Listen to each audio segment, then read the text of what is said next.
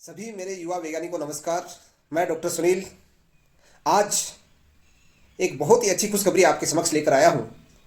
जिस भी विद्यार्थी ने कक्षा 12 चाहे वो सीबीएसई हो, आरबीएसई हो, किसी भी स्टेट बोर्ड की एग्ज़ाम दिया हो या क्लियर्ड हो, जो ऑलरेडी उस 12th एग्ज़ाम को पास कर लिया हो और वो अपना जो सपना है वो एक अच्छी यूनिवर्सिटी में एडमिशन लेकर पूरा करना चाहता हूँ, मैं ऐसे विद्यार्थी के लिए एक वीडियो लेकर आया हूँ। दोस्तों, आप सभी अवगत हो इस जमाने के अनुसार आजकल वो पहले वाली बात नहीं रही। जब भी किसी भी अच्छी यूनिवर्सिटी के अंदर आपको एडमिशन लेना होता है तो पहले आपका परसेंटेज बेस पर एडमिशन होता था, परंतु आजकल ये पूरा पैटर्न बदल चुका है।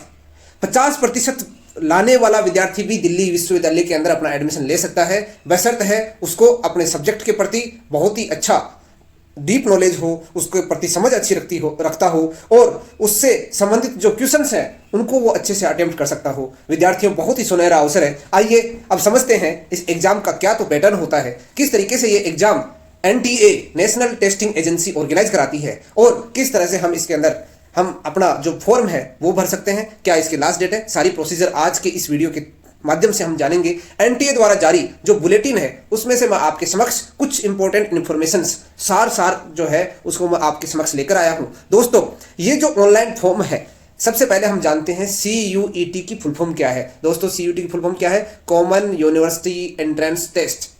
जो विश्वविद्यालयों में प्रवेश की जो परीक्षा होती है अंडर ग्रेजुएट कोर्स के लिए, वो ही है CUET। ये CUET 13 मीडियम के अंदर 13 माध्यमों के अंदर ये क्या होती है, ऑर्गेनाइज की जाती है। और साथ ही साथ ये जो सेंट्रल यूनिवर्सिटीज़ हैं अपने इंडिया की, सभी सेंट्रल यूनिवर्सिटीज़ के अंदर CUET की रैंक के अकॉर्डिंग ही आपका एडमिशन होता है। दोस्तों, 2025-26 इस एकेडमिक ईयर के लिए अभी आवेदन आपसे मांगे गए हैं। इसकी जो लास्ट डेट है वो 22 मार्च 2025 है, रात 11:50 बजे तक।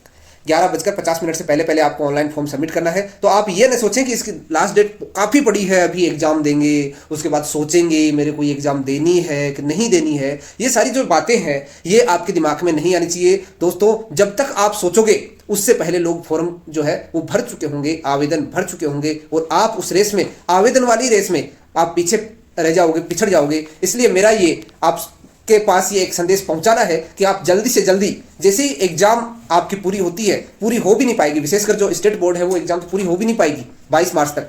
तो इसलिए आपको बीच एग्जाम में जब भी आपको अवकाश मिलता है उस अवकाश में आपको ये आवेदन जो है ई मित्र पर जाकर भर लेना है। जरूरी नहीं आप ई मित्र पर जाओ, यदि आपके परिवार के अंदर जो ऑनलाइन आवेदन भरने की नॉलेज रखता है वो भी इस आवेदन को भर सकता है। बहुत ही सिंपल सी इन्फॉर्मेशन है, वो आपके पास एक दूसरे वीडियो में वो सारी चीज़ें भी मैं लेके आऊँगा। सबसे पहले हम मोटे मोटे इन्फॉर्मेशन जानना चाहते हैं कि इस वीडियो में, इस एग्जाम में आपको लास्ट डेट का क्या ध्यान रखना है। लास्ट डेट है 22 मार्च। फिर जो पेमेंट है उसकी दोस्तों जो डेट है वो 23 मार्च तक, यानी पेमेंट के लिए आपको एक दिन का और एक्स्ट्रा समय मिलता है। 23 मार्च तक आप पेमेंट कर सकते हो। और आपने जो आवेदन किया है, क्योंकि हो सकता है, जरूरी नहीं, हो सकता है बहुत 5-10% बच्चों से तो ऐसी गलतियां होती ही होती है। आप ध्यान रखना फॉर्म में गलती ना हो, क्योंकि इसके लिए आपको एक्स्ट्रा पेमेंट करना पड़ता है। तो आप करेक्शन वाला सिस्टम भी ना करें। करेक्शन के लिए आपको विंडो मिलेगी 24 मार्च से 26 मार्च के बीच में, 2 दिन का आपको समय मिलेगा। आप उसमें करेक्शन भी कर सकते हैं कि सपोज आपने कोई सब्जेक्ट भरना था वो आपने नहीं फिल किया, दूसरा सब्जेक्ट आपको फिल करना था, ये सारी चीज़ें हैं। कोई सी यूनिवर्सिटी आपको लगानी थी, कौन सी यूनिवर्सिटी लगानी है या नहीं लगानी है, ये सारी चीज़ें आप उसके अंदर इंक्लूड कर सकते हो, एडिट कर सकते हो। अभी जो एग्जाम की जो सिटी है आप भरोगे, आपसे चॉइस मांगी जाएगी कि आप कौन सी सिटी में आप एग्जाम देना चाहते हो, वो सारी फॉर्म के अंदर आ जाएगी। हम सारी चीज़ें बाद में देख लेंगे। एक दिमाग में आपको ये प्रश्न आ रहा होगा कि सर ये एग्जाम कब होगी। देखो बच्चों, ये एनटीए ने जारी भी कर दिया है, टेंटेटिव डेट है, एग्जैक्ट डेट नहीं है। टेंटेटिव डेट उन्होंने 8 मई माना, 8 मई से 1 जून के बीच में ये एग्जाम कराने का ये सोच रहे हैं कि हम 8 मई के आसपास इस एग्जाम को ऑर्गेनाइज करा लेंगे। आपके ये कंप्लीट जो इन्फॉर्मेशन है इसकी जो आधिकारिक वेबसाइट है एनटीए की, CUET.nta.nic.in पर जाके आप कंप्लीट इन्फॉर्मेशन वहां से प्राप्त कर सकते हो। एक जो चीज़ है, एंड ये जो CUET एग्जाम है इसमें 5 सब्जेक्ट होंगे। आप अधिकतम 5 सब्जेक्ट सेलेक्ट कर सकते हो। उसमें जो 5 सब्जेक्ट, जिसमें लैंग्वेज का और जो आप फिजिक्स, केमिस्ट्री, बायोलॉजी जो भी आप सब्जेक्ट लोगे, या हिस्ट्री के कोई सब्जेक्ट, हिस्ट्री हो, पॉलिटिकल साइंस हो, आर्ट्स के कोई सब्जेक्ट आप सिलेक्ट करना चाहते हो।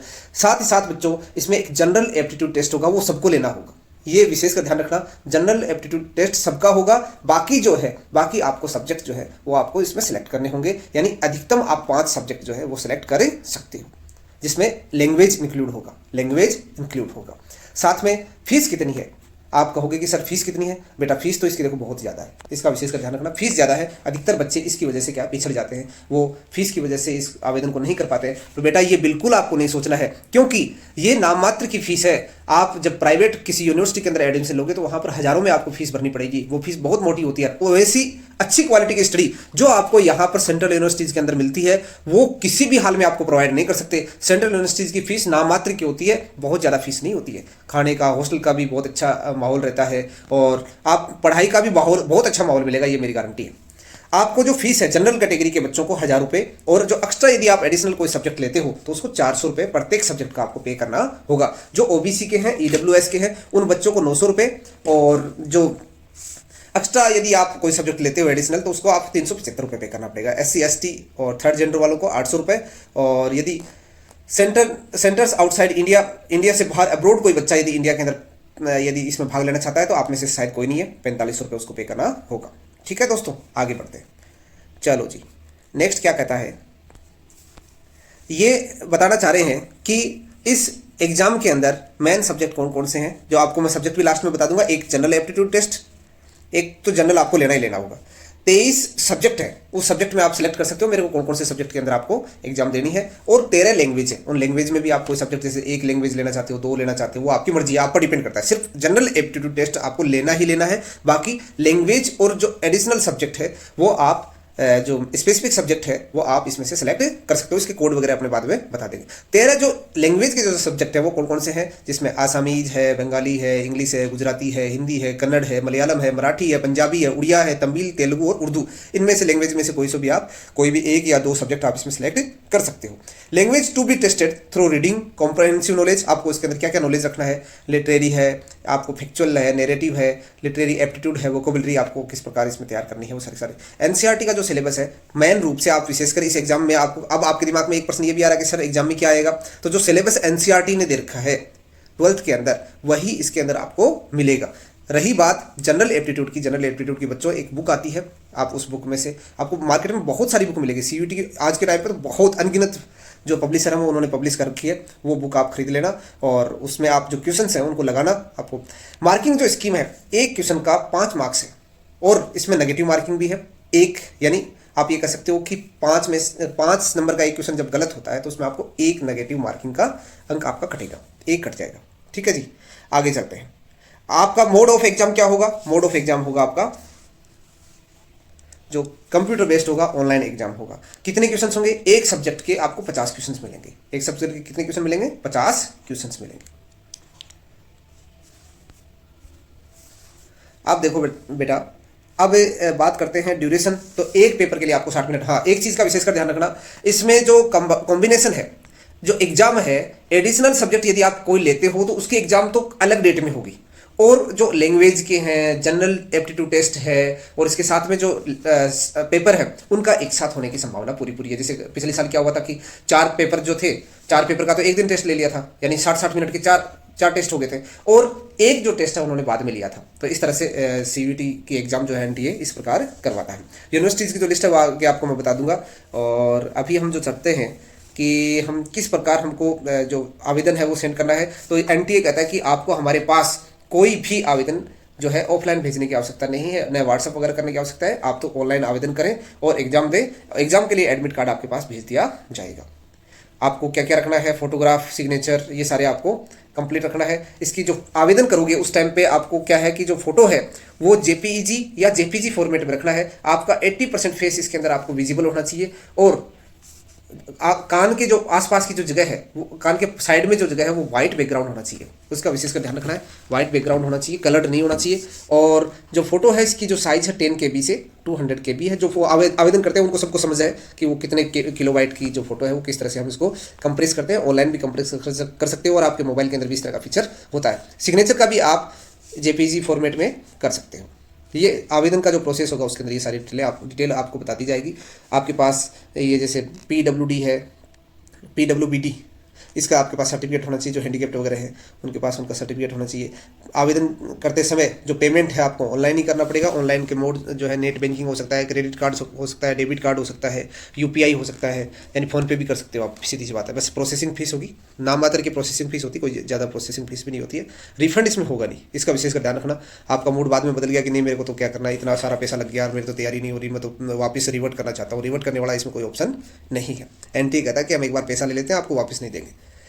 जो सब्जेक्ट है, टोटल सब्जेक्ट है, अपने जैसे थोड़ी देर पहले भी चर्चा कर चुके कि 50 नंबर का एक पेपर होगा, 50 क्वेश्चन होंगे, एक क्वेश्चन का 5 नंबर है, यानी 250 नंबर का एक पेपर होगा और 60 मिनट आपको टाइम मिलेगी।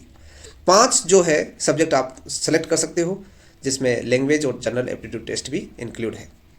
जो अब आपने आते हैं मेन मोड ऑफ एग्जामिनेशन, अपने पहले चर्चा कर चुके कि आपको ऑनलाइन एग्ज़ाम होगी, ऑफलाइन एग्ज़ाम नहीं होगी।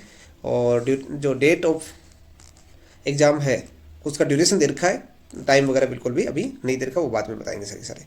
Each paper will be 60 minutes और मल्टीपल शिफ्ट्स में होगा, ये सारी चीज़ें। चलो ठीक, आगे बढ़ते। ये है बेटा, देखो कौन कौन सी यूनिवर्सिटीज़ हैं।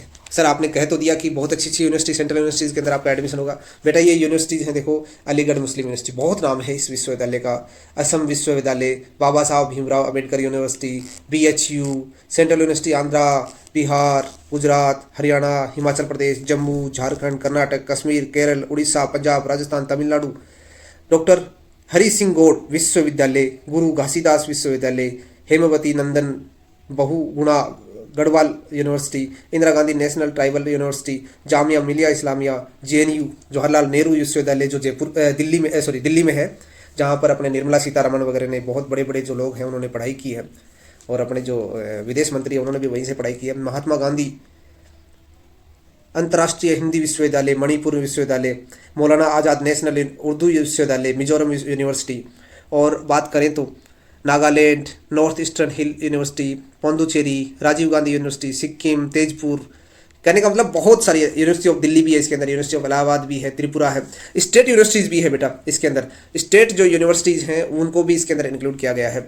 वो भी इसी के CUET की रैंक के आधार पर ही एडमिशन लेंगी। जो ऑटोनोमस इंस्टीट्यूट है वो भी इसके आधार पर एडमिशन लेंगे, और विशेषकर जो प्राइवेट यूनिवर्सिटीज़ हैं वो भी इसकी रैंक के आधार पर एडमिशन लेते हैं।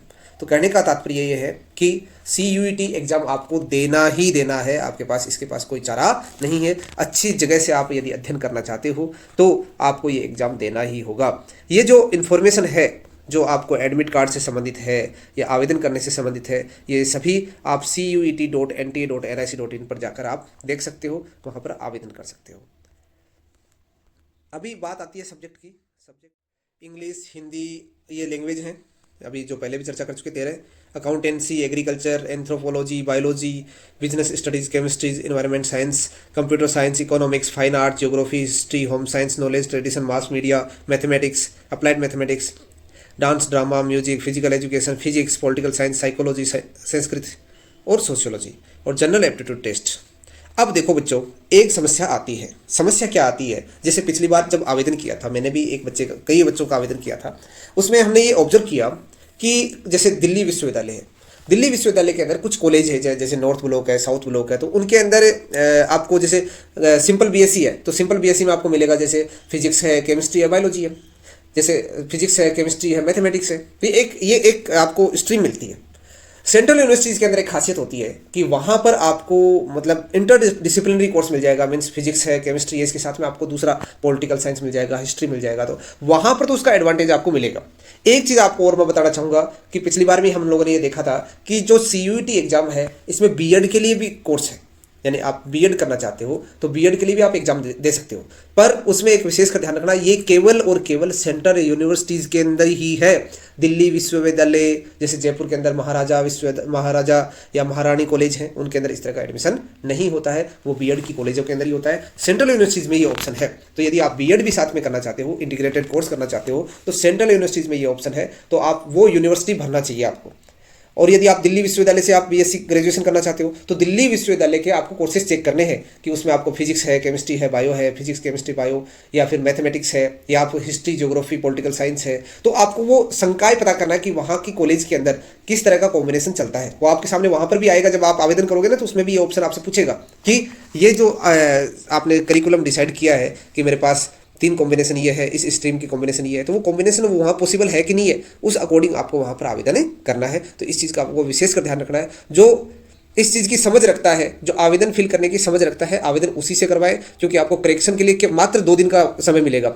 और सपोज गलती से आपने जो गलत सब्जेक्ट का चयन कर लिया, यानी उस विश्वविद्यालय के अंदर उस सब्जेक्ट का अध्ययन होता ही नहीं है, यदि आपने चयन कर लिया, वो आपके कोई काम का नहीं रहेगा। क्योंकि मैं आपको पहले ही ये हिदायत दे चुका हूँ, सेंट्रल यूनिवर्सिटीज़ के अंदर इंटीग्रेटेड कोर्स हैं, जबकि दिल्ली विश्वविद्यालय हो, इलाहाबाद विश्वविद्यालय हो, इनके अंदर इंटीग्रेटेड कोर्सेज नहीं है। आपको गौर से आवेदन करते समय उसको गौर से देखना है, फिर आवेदन करना है। आपको बहुत बहुत धन्यवाद, आप इस प्लेटफॉर्म पे आए। और मेरा आपसे एक अनुरोध रहेगा कि आप अंतिम तिथि का इंतजार न करें, जब भी आपको समय मिलता है इस आवेदन को पूरा करें, जिससे कि आप एक अच्छे विश्वविद्यालय के अंदर अच्छी गुणवत्तापूर्ण अध्ययन करके, उच्च अध्ययन करके आप विदेशों के अंदर जाके अध्ययन कर सकते हो, या फिर आप अच्छी पोस्ट प्राप्त कर सकते हो। अच्छा अध्ययन करोगे तो आपको डेफिनेटली बहुत अच्छी पोस्ट मिलने की भी क्या पूरी संभावना रहती है। आप आए, बहुत बहुत धन्यवाद। जय हिंद।